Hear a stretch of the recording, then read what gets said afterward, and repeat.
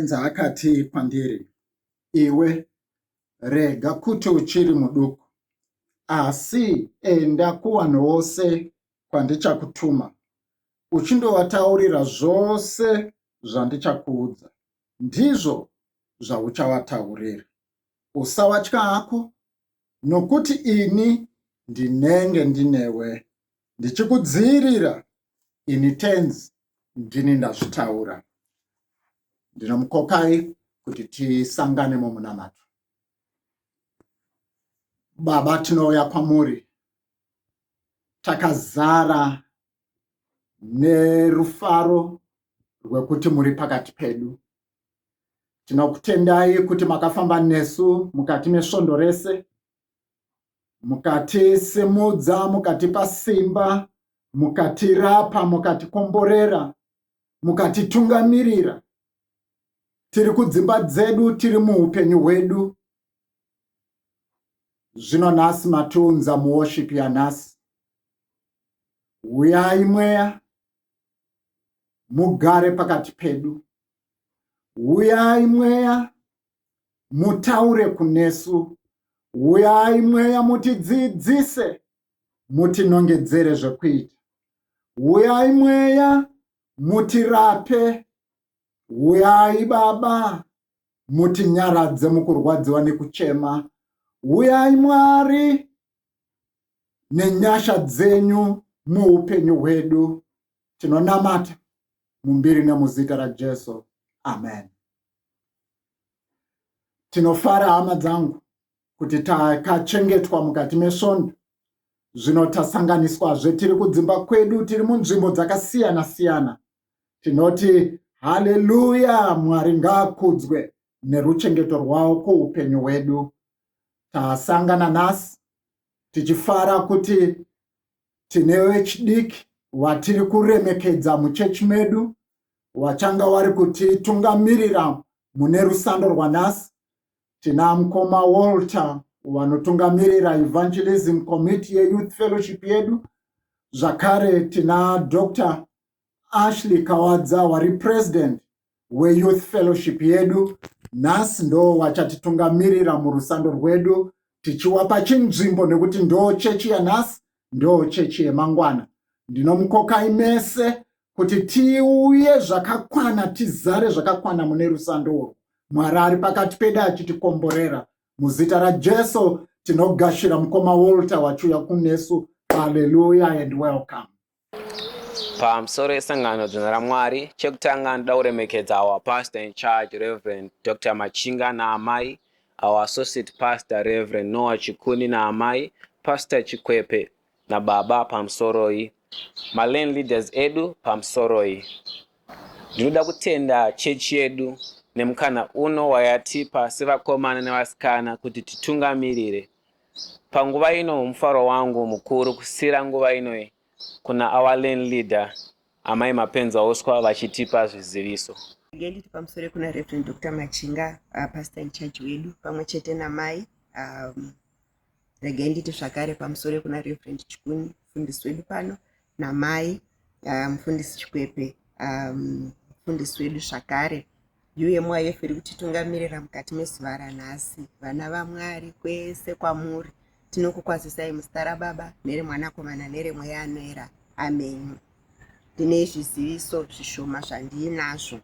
Varwere, mwanasikana wamai Mutiswa angasikunzwa zvakanaka mukati mesvondo ratabuda iri, akambopinda muhospital akabuda. Tinotenda Mwari vanorapa ave kumba. Baba Garande vane mukomawo zvakare angasiri kunzwawo zvakanaka mukati mesvondo iroro ratabuda, vakambopinda muhospital wakabuda vave kumba. Tinotenda Mwari. Vaviri vose ava vari kunze kwenyika. Tinotenda Mwari vanorapa. Matendo, tiri kuramba tichitenda Mwari vari kutichengetedza pamwe chete semhuri seCranborne, vari kutirwirira nemhuri dzedu mukati menguva yakadai, nguva yakasiyana, nguva yechirwere, asi tiri kuramba tichichengetedzwa. Tinotenda Mwari, tichinamata varambe vakatipfumbamira. Tinotenda zvakare RRW yedu paCranborne pano vakatiitira zvakanaka, vakaunganidza zvavakaunganidza, vakakwanisa kuenda kunobatsira families 8 families dzepaCranborne pano. tinoziva kuti mukati menguva yecovid mamwe marevenues anenge ave eroded, asi vakakwanisa kubatsira mhuri idzi. Toda kungotenda Mwari nevese vakaparticipata kuti izvi zviitikike zvakanaka. Zvimwe zviziviso, sekuziva kwedu tinoramba tine midweek service yedu, ngatizoitarisira musi wechitatu wega wega na6 p.m. inenge ichiuya. Tikazenge tati gare tinenge takuzotumirwa maaudios. Ngatisheyei maaudios aya tite kuti tose kumasections kwedu tinenge tawana. Bible study yedu iri kuenderera mberi, tiri kungoita book of Acts. Ngatirambei tichiita as families. Tiri kukurudzira zvakare kuti tisakanganwa maprevious chapters. Ngatirambei tichiita even nemasummaries emaprevious chapters. Zvinotibatsira kuti tizoramba tichiti zviro kwazvo takaita bhuku iri ende tese tave kuriziva. Svondo ratiri iri kutanga zvino ndere-UMYF vachange vachitigadzirira maprograms mukati mesvondo. Anenge achingobudiswa futi pamaplatforms pedu ipapa, tozoatarisira kuaona nekuteerera zviri kuitwa nevana vedu. Church and Society yedu yepano iri kukumbira madonations. Tichanga tichisa pamaplatforms eco-cash number yatiri kushandisa. Tinozviziva kuti nenyaya yecovid tine vakawanda vane mari dzisiri kuita zvakanaka, nekuti kwavaifanirwa vangu vari kushanda havasi kushanda vari mudzimba. Saka sechurch tichitungamirirwa neChurch and Society tiri kukumbira madonations. Eco-cash number sezvandataura ichange ichibuda. Tikaita madonations waya tikabatanidza, tine mhuri dzakati wandei that we have identified dzatinenge tichida kuti tiende tizobatsira, kuitira kuti mukati menguva iyi tisave kana neumwe chete wedu anopinda pacredbon pano anorara nenzara. Mwari vanazotitira zvakanaka kana madonations aya eco-cash number yaakufamba, tizokwanisa kuonekwa tichiita saizvozvo. Zviziso zvedu zvinoperera pano muzita raBaba neremwanakomana neremweya anoera.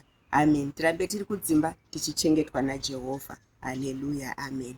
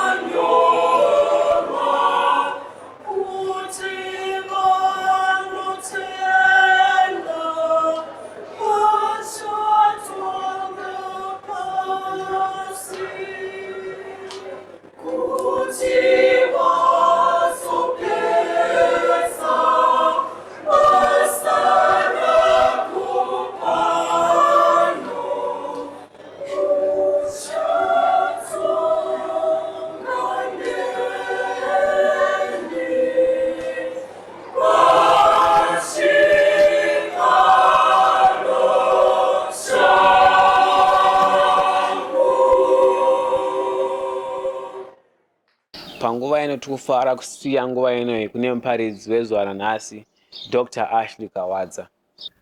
Ndinoti pamusoro bati wechigaro vari kutitungamirira program ino, pamusoro maleaders angu, pamusoro ofisi yevafundisi vose vari pakati pedu, chechi tsvene yaMwari, ndinokukazisai muzita raMambo Jesu ndichiti haleluya. Tinotenda Mwari nemukana wawatipa kuzuva ranhasi reSunday kuti timirewo pamberi penyu tichitaura shoko raMwari munguva yakafanira. Haleluya. Mashoko edu kana kuti our Bible readings dzichabva mubhuku raGenesis chapter 6 verse 7 to 8, uye tichawana futi pana Genesis 8 verse 1. Tichatangisa kuverenga kubva na Genesis chapter 6 verse 7 to 8. Tine Bhaibheri rechirungu, ndinodayira tese sekudzidziswa kwetakaita munyika yedu tinonzwisisa chirungu chaizvo. Ndichatangisa kuverenga. So the Lord said, I'll blot out men who I have created from the face of the land, men and animals and creeping things and birds of the heavens, for I am sorry that I have made them. But Noah found favor in the eyes of the Lord. Hallelujah. Tichaenda kuna Genesis chapter 8 verse 1. But God remembered Noah and all the beasts and all the livestock that were with him in the ark. And God made a wind blow over the earth, and the waters subsided. Shoko raMwari kuwana waMwari panguva yakafanira. Chechese ichiti amen. Nguva ino ndichasira mufundisi vatipe manzwi ekunamata. Regai tinamate. Muzita renyu Baba, muzita reMwanakomana nemuzita reMweya Unoyera. Amen. Pamberi pechigaro chenyu Mwari tinouya mukati memangwanani ano, tichida kutendai nechipo cheupenyu, tichida kutendai nekutiunganidza Mweya Mutsvene pazuva rinonzi nhasi. Tinokutendai Baba vedu vekudenga nemwana wenyu wamasarudza pakati pevazhinji kuti amire pachikomo chinechi achitaura kunaka kwenyu Mwari. Tinonamata Baba vedu vekudenga kuti izvo zvamamurongedzera ngazvive shamasimba ose our daily bread. Tiri kunamata Mweya Mutsvene kugutswa nesoko ramapa mwana wenyu. Tinomunamatira Mweya Mutsvene tichirayira mweya yose inovhika kunyangwe nekutaurwa kwesoko, inovhika kunyangwe nekusvika kwesoko kuvana venyu. Tinonamata Baba vedu vekudenga, chandinoziva nekunzwisisa ndechekuti mukanga maunganidza vanhu Mwari hamuregeri kusvika, uyezve hamuunganidziri pasina. So Baba vedu tinoinvita presence yenyu panzvimbo ino, mutaure pakati pedu Mwari. Mwana wenyu he is just a vessel. Taurai soko Mwari pamaringe nekuda kwenyu. Takamirira, takativirira, takateerera kutaura kwenyu. Muzita raBaba nereMwanakomana nereMweya Unoyera. Amen. Mufaro wangu hama dzangu petiri kumira munguva isina kumira zvakanaka. Apo kamwe tiri kufamba murwendo rusina kumbomira zvakanaka. Petiri kufamba mukati menyika isina kumbomira zvakanaka. Patiri kufamba nepasi rese rizere nekutambudzika, rizere nekutya, rizere nezvose zvingataurwa zvoungafunga zviri negative pamusana peCovid-19. But nhasi uno ndiri kuuya neshoko rinoti Mwari wanesu. Haleluya. Chikonzero chekuti zvose zviitike, Mwari vane a purpose, a reason why it is happening to this world, why it is happening to our country, why are we losing our beloved ones. Chikonzero chiripo. Haleluya. Ini ndira kufamba zvangu nemusoro nyaya wangu unoti pamabvi uri muareka. Haleluya. Pamabvi uri muareka. Haleluya. Ndakati kutarisa nyaya yaNoa, apo kamwe nyika yakanga yazara nekutadza. Tari kutarisa nenyika payazara nezvinotyisa muchiitwa zvitadzo zvinosemesa pamberi pechigaro chaMwari. MuBhaibheri rechirungu there was violence. Ndandiri kutarisa kuti violence chii chiri kumboitika. Kwakutarisa kuti haleluya, vanhu vakanga vazara nekusatya, vanhu vanga vazara nekuurayana, vanhu vanga vazara nekupomba, vanhu vanga vazara nemabasa api neapo vamungafunga akaipa. Asi Mwari kwakuona kuti vana vangu varasika. Haleluya. Kwakutoona kuti zvino chika ndingaita ndakutoparadza nyika. Haleluya. Tese tinoziva nyaya yaNoa. Noa achionekwa ari munhu a blameless and righteous person. Haleluya. Kuonekwa akatendeka pamberi pechigaro munyika yanga izara nedutu rezvitadzo, munyika yanga izara nekusarurama, asi kwakuonekwa Noa ari blameless, achifamba muutsvene hwaMwari. Totarisa nyaya yacho, ndio paanotaurwa nyaya yekunzi vaka areka. Ita izvi nezvizvi, achitaurirwa kunyange nemamaterials ekushandisa kuvaka areka. Kwakutaurirwa kuti ndichaunza mvura. Zvose izvi tichifamba nazvo tinozwa kuti Noa aitokonvinza vanhu, achitaurira vanhu kuti aiwa, hama dzangu, come and join me in the building of the ark. Asi vamwe vakaramba, vamwe vakati aiwa tichamboenda kumunda, vamwe vakati aiwa tichambonoona vanorwara, vamwe vakati aiwa tichamboita zvipi nezvipi. Asi areka haina kumira kuvakwa. Noah continued building the ark. Tobva tazviona, tobva tazvitarisa, ark yopera. Kwakuonekwa mvura inouya. Haleluya. Mvura inouya. Kwakuonekwa Noah nemudzimai, Noah nevana vake vatatu, Noah nevaroora vake vatatu, nemhuka dzese dzamungafunga, dzinonanaira, dzinokambaira, dzinoita sei, dzese dziri mbiri mbiri, dziri muareka. Haleluya. Kwakuonekwa mvura ichinaya for 40 days and 40 nights. Areka ichingokwira pamusoro, pamusoro, pamusoro, pamusoro, mvura ichingonaya 40 days. Nyaya yangu haizivi uku kazhinji, nyaya yangu iri pekuti pamabvi uri muareka. COVID peyasvika mukati meupenyu hwedu, coronavirus peyasvika pasi pese, kunyange nemuZimbabwe vanhu voenda pashutdown, vanhu vakugara mudzimba dzavo, vanhu vakugara makawanda, chikonzero paita corona. Haleluya. Izvozvo kwakuonekwa tiri muareka. Vanhu vari kugara mumaareka avo. Nanga ndiri kutarisa kuti mukatarisa zviri kufamba uchizwa baba wekwedu wakuziva kubika. Haleluya. Baba wekwedu wakuziva kupinda mugadheni. Haleluya. Chikonzero inyaya yareka, wari muareka. Asi nyaya yekuti tamuareka tisarayirwe, ndosarayirwe nezviri kuitika kunze, tisarayirwe nezviri kuitika mukati, asi kwakuenda pamabvi nekuti hama rwendo rusati rwapera. COVID-19 yaunza zvose.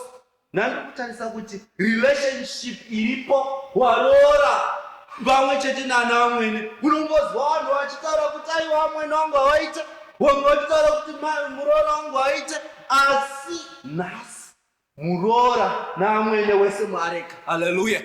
Vamwe vachitaura kuti baba vangu hagari kunyange musi weSaturday anoenda kubhora, murume wangu hagari pamba anoenda kwakati, asi iko zvino mafuta mese.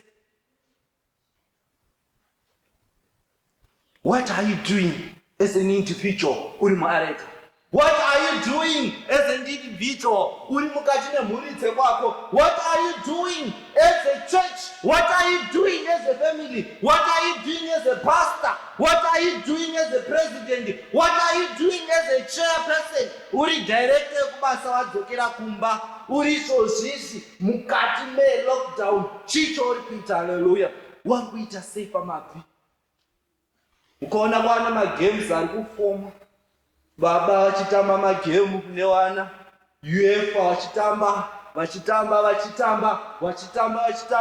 nevana, asi kwakukangana kuti regai ndiri muprista mukuru, basa rangu nderekuenda pamabvi kwakunamata. Mwari ari mubatsire kuti rwendo rwakatimirira mberi, favor kana yaita muupenyu hwedu, tatsanangurwa naMwari kuti tiende under shutdown, tiende under lockdown.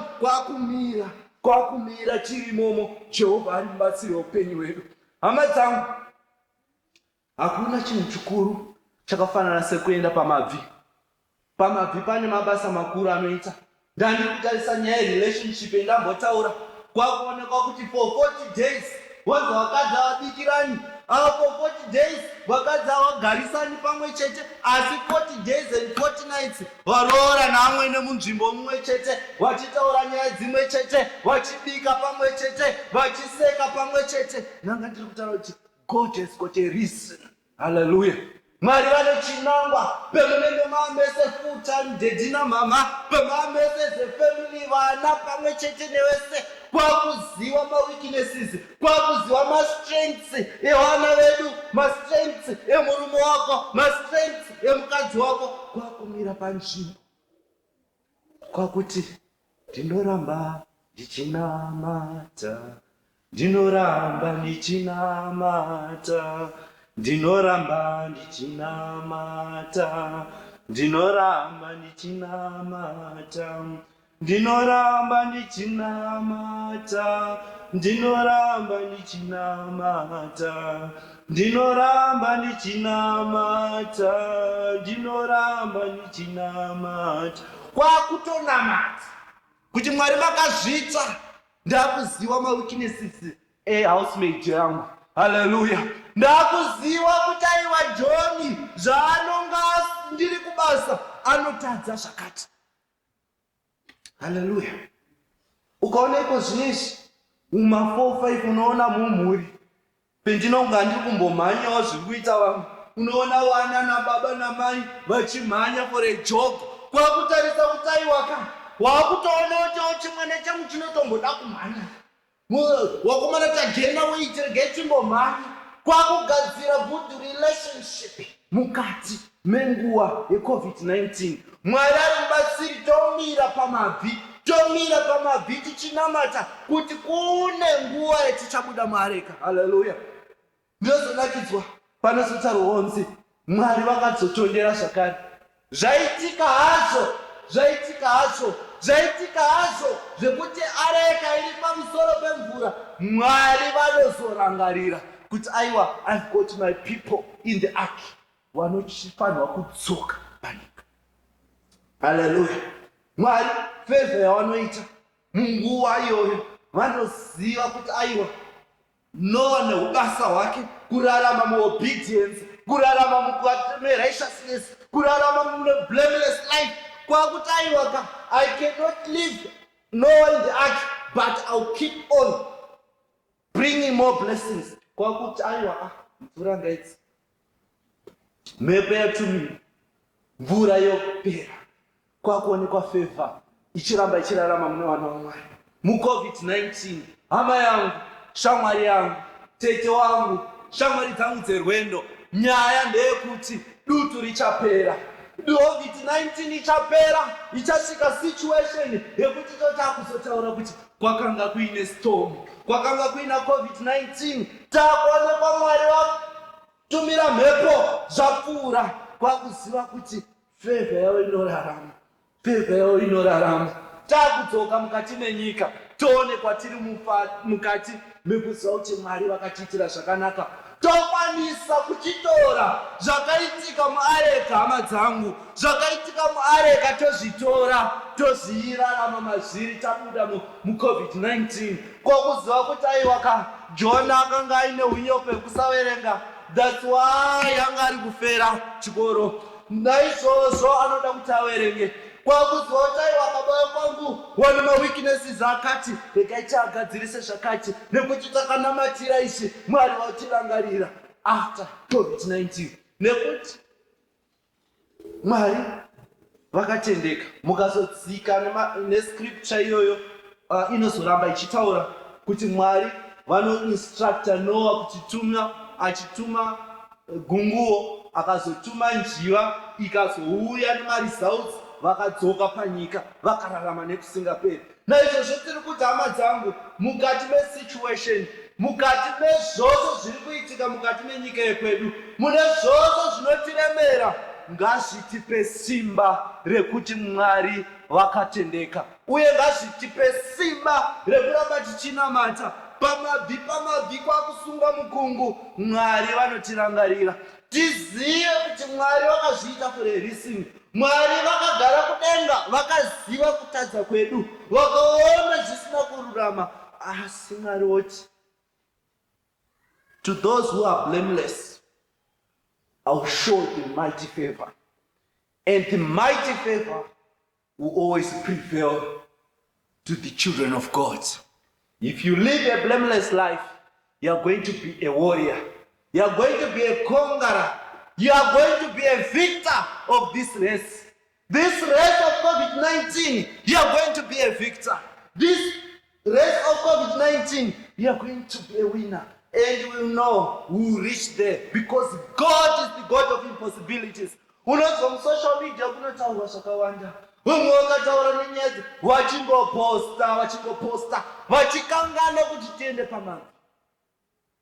Ndaizobvunza vamwe shamwari dzangu ndikati, imemi zvemuri kundoramba muchitaura kuti hanzi rakuchaya kuda kusvika, denga rakuda kuguma, muchiposta, dai muri kuposta nyaya yekuti ngatitendeukei hama, ngatinamatei, ngatimire panzvimbo, tiri kurarama tizosangane kumusoro kudenga. Nyaya haisisiri yekutarisa zviri kuitika, nyaya haisisi kutarisa the wave kana kutarisa the storm. It is there for us to be on our knees and living a righteous way. God will always remember these people, those who remember him. Tikararama muutsvene, Mwari vachatiitira zvakanaka nekuti tinokunda. Ndinoziva tinokunda. Hakuna mumwe munhu akafanana naMwari. Mwari ndiMwari uye vacharamba vari Mwari, uye simba ravo richararama matiri. Munyika yeZimbabwe zvinhu zvisina kumira mushe, zvinhu zvichitaurwa zvakasiyana-siyana, wazosangana nezvakati, taane maconfirmed cases akati, taane zvakati, asi Mwari ndiMwari. Chikonzero vanotida. Ngatiraramei panguva yekumutya, ngatiraramei panguva yekunamata, ngatiraramei panguva yekudzidzana tiri mumaareka, tichidzidzana mumaareka kuti amweni wangu haana kumira mushe, asi ngandiende pamabvi. Muroora wangu anoita zvakanaka, ngandirambe ndichimunamatira arambe achiita zvakanaka. Mufundisi, kunyange ari mufundisi, kana aine maweaknesses ake, Mwari ngatimwanamatire. Jehovha ari mubvudzi wedu, mufundisi wedu aine mastrengths ake, torambe tichimunamatira tiri muareka, because the situation yetiri inotoda munamato. Pamabvi tiri muareka. Hakuna chinotitadzisa kusvika pakukunda kana tikararama muareka. Ndanga ndiri kuzotarisa pakanga pari kuti Noah, tichidzoka kumashure,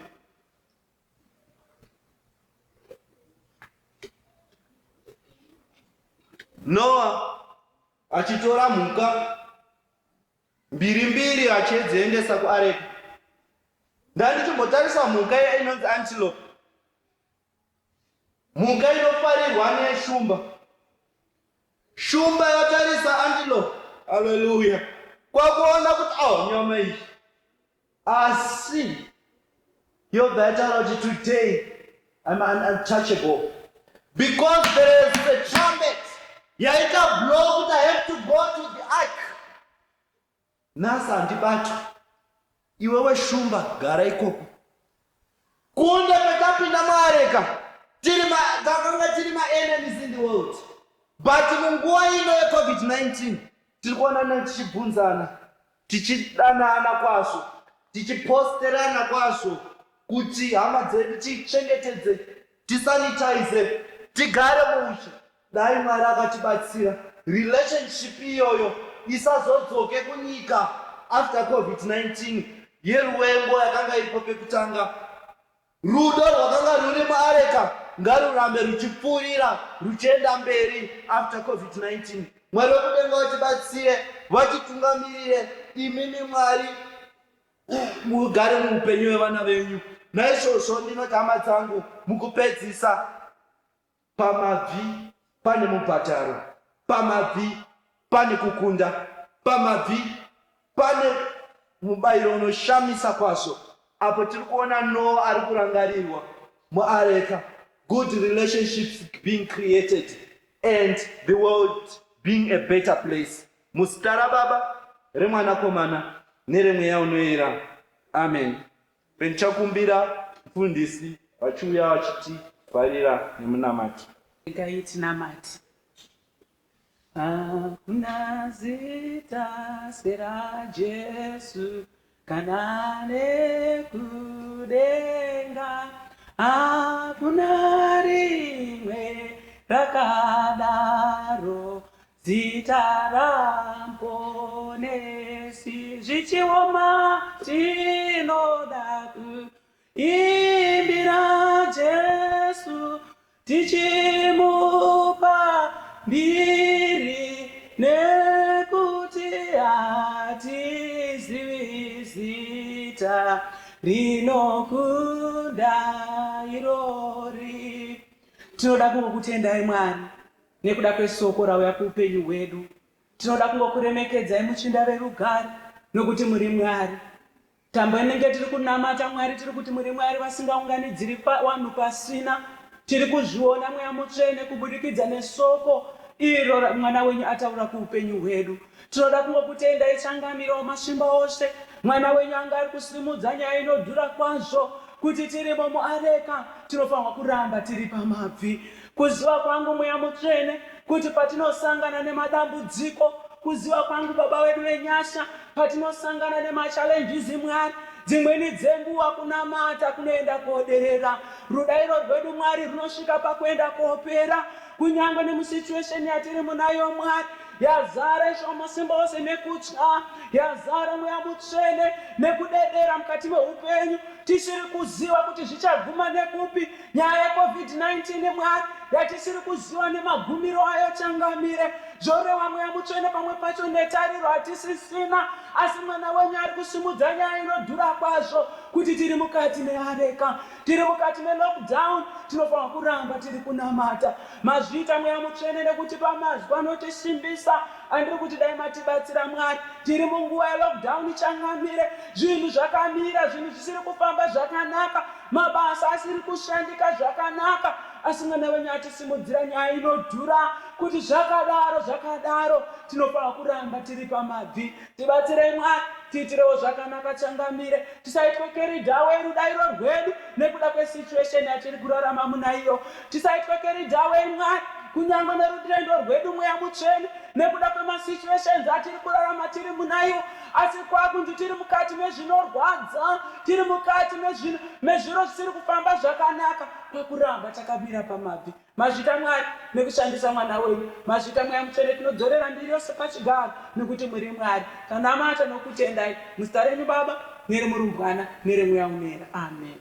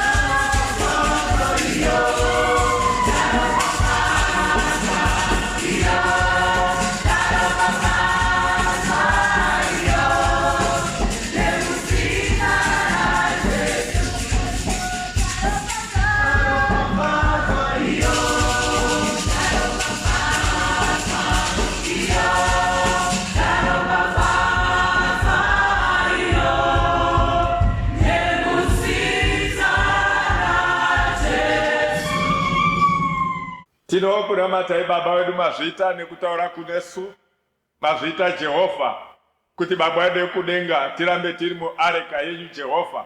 Munguva ino Mwari muchitiitira zvakanaka. Toda kutendai Mwari newaunza zvipo zvavo. Toda kutendai Mwari newaunza zvegumi zvavo. Toda kutendai Mwari newaunza zvitendo. Toda kutendai Mwari newamwe wanazo mudzimba vari kuti tikange tabuda muareka muno. Toda kungotenda Jehovha. Apo tiri kunyengetera Mwari ngazvikomborerwe nemi. Ngazviite Mwari kuti tirambe tiri kukudzai mimi tiri mukati medzimba idzodzo. Tiri muareka iyoyo yaJehovha Mwari. Muzotibatsire nekutitungamirira patinozosangana kwakuzotaura nyaya dzemakundiro. Tinokutendai, tinokudzai nyasha dzatenzi wedu Jesu Kristu, rudo rwaMwari Baba nekuwadzana kwemweya mutsvene ngazvitichengete tirimo muareka, zvitisimbise parudairo rwedu, zvitiite Mwari kuti tigare semhuri pamwe chete Baba wedu wekudenga tichikudzai mimi tiri muareka yaJehovha. Ndakunamatai, ndakutendai, ndiJesu Kristu tenzi wedu. Amen.